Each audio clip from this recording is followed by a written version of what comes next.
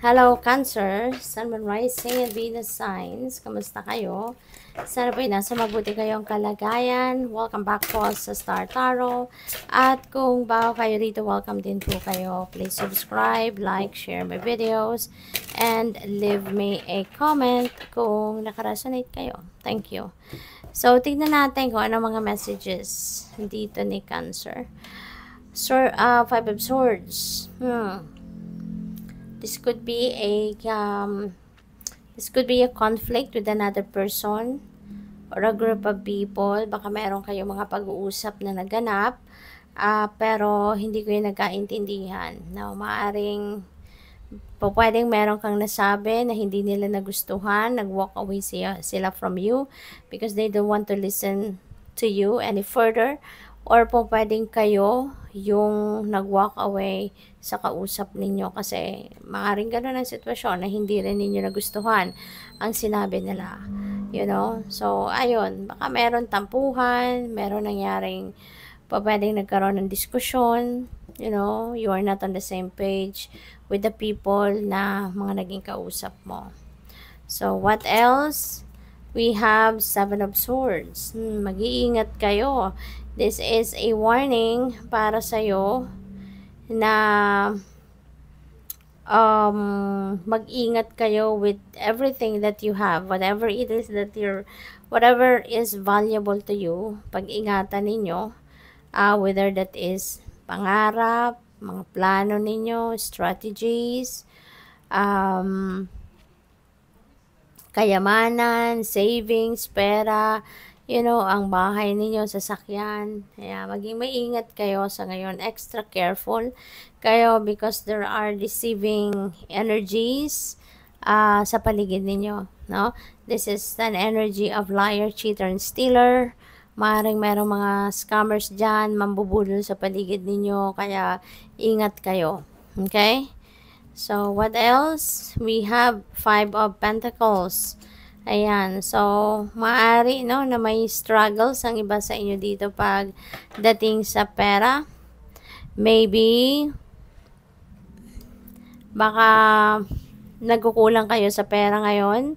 Maaaring meron kayong mga sabay-sabay, no, na bayarin. May mga bills na sabay-sabay papasok. Kaya maaaring yan ang medyo magiging problema ng iba sa inyo rito, Cancer. But, you know what? Kung ganun man ang sitwasyon, wag ninyong sarilinin ang inyong problema. Okay?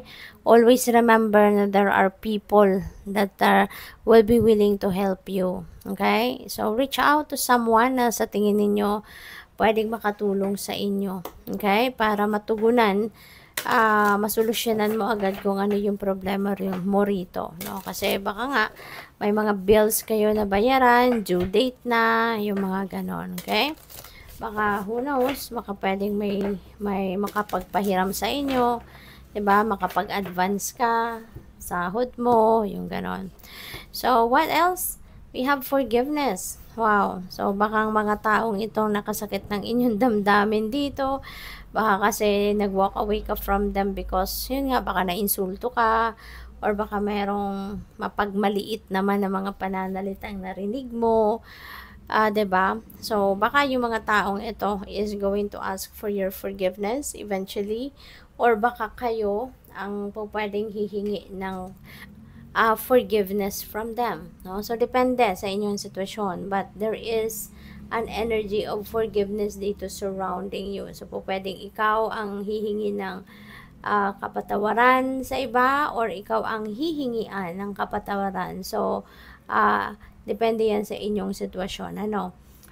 But kung kunyari, ikaw naman ang hihingian ng kapatawaran, so, maaari din, no, na you are also ready na din, no, na magpatawad. Kung pwedeng ganon. So, what else?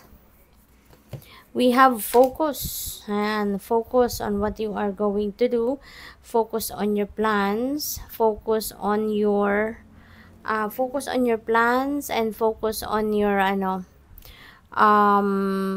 kung ano yung mga ginagawa na ninyo sa ngayon. Okay? Kasi baka meron ditong mga distractions na dumating.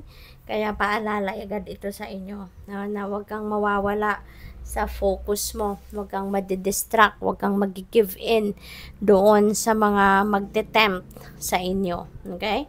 Focus on your, on what you are doing. Alright? Para matapos mo agad, para mag-succeed ka agad, 'di ba? So we also have relaxation. This could be also what you need right now, mag-relax.